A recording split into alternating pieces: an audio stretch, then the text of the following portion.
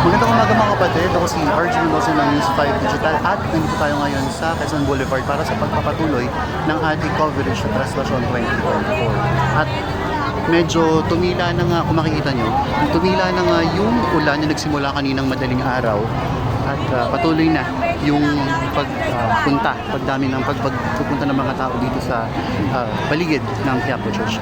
Medyo makulimlim at may nararamdaman natin yung pag-ambon pero hindi pa rin natitinag yung mga deboto dahil may nakausap tayo kanina, sabi nila walang ulan-ulan kapag dating sa amin sa Remo.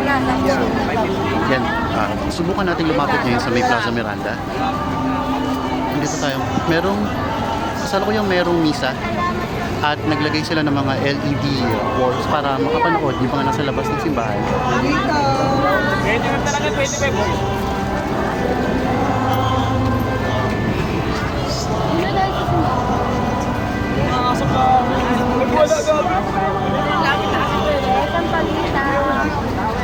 Hinihiling namin ang mga kaibigan sa lahat ng masama, pagkalooban ng kapayapaan sa araw-araw, iligtas kami sa kasalanan at layo sa lahat ng kapahamakan.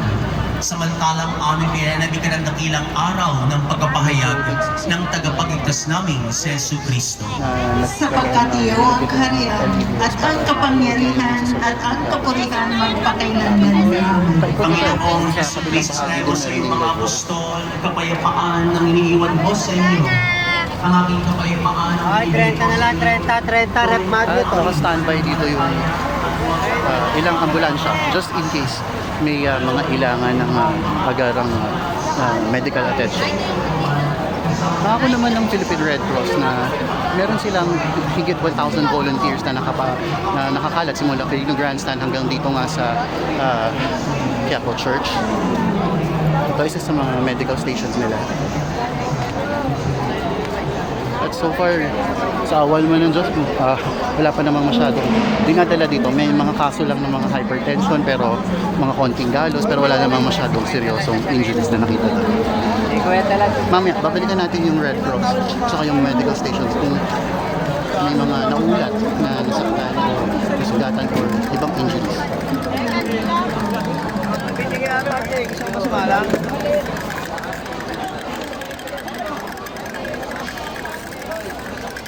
Medyo masikip sa side dito ng church pero try to get near. Mamaya na.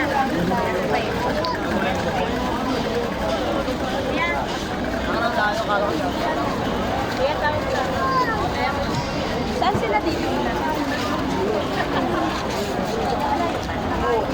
Yung ibang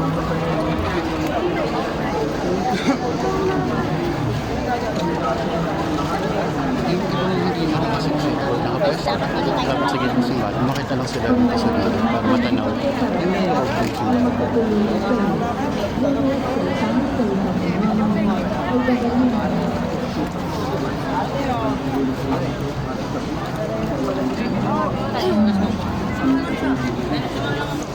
Kwenta lang, Teo.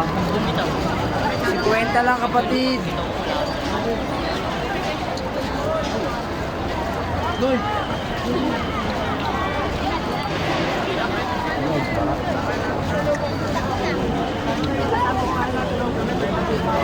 Para naman sa ibang mga deboto na nagpaplano pa lang na pumunta ngayon dito sa area. Sabi ng Red Cross, advice ng Red Cross kung may nararamdaman kayo kakaiba or may sakit or symptoms, especially with COVID, huwag na daw pong pumunta at manood na lang sa live stream na ino-offer naman ng Quiapo Church. Mapapanood din yung live stream na yan sa News 5 Everywhere, YouTube at sa ating Facebook. So right now, medyo malapit na tayo sa may plaza pero yeah. Teka lang.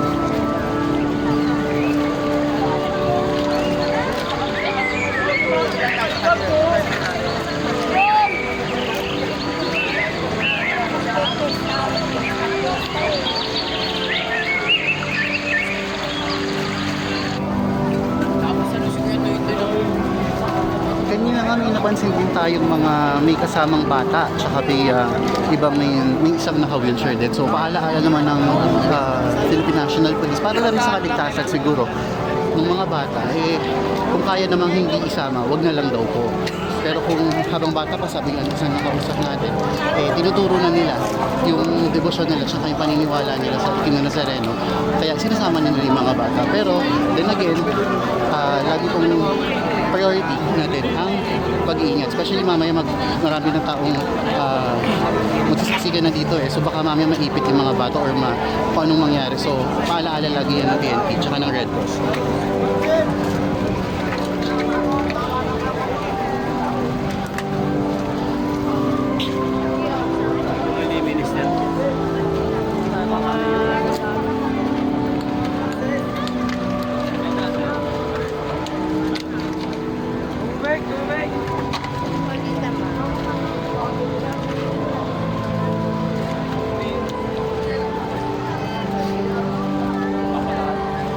So ito na nga yung area na malapit sa Plaza Malala. Sarado siya, nakasalubong ngayon para may nakalagay na barricade sa kabilang side at isang entry lang yung way para makapasok sa bar, which is nasa may gitna. So yung ibang hindi na makapasok, nag-decide na lang sila na dito na lang sila pumwesto at abangan na lang nila mamaya yung handa. Pero siguro after nung minsan yung iba lilipat din sila ng pwesto, susubukan din nila makalapit. Ice cream.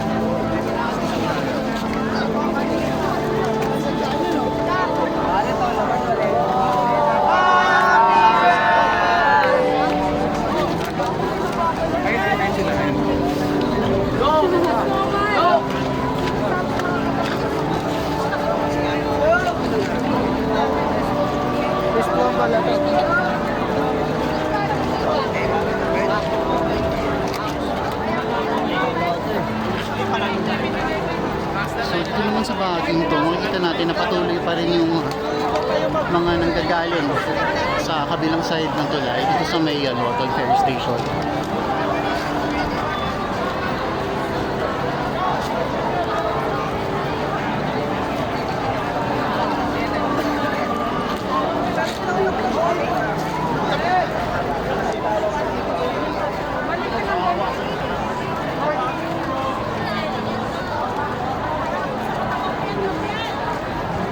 So bukod din sa mga choke points na may lead wall, isa sa mga nagiging choke point, yung mga nagsisiksikan yung mga tao is sa areas kagaya ng ganito na may intersection tsaka pababa ng tulay.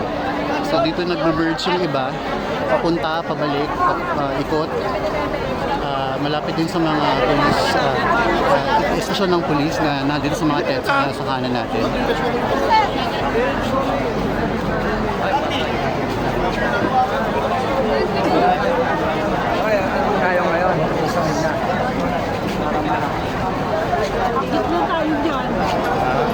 So mga kapatid, babalikan natin yung iba pang sitwasyon na pwede nating babahagi natin sa patuloy na coverage natin ng Translation 2020.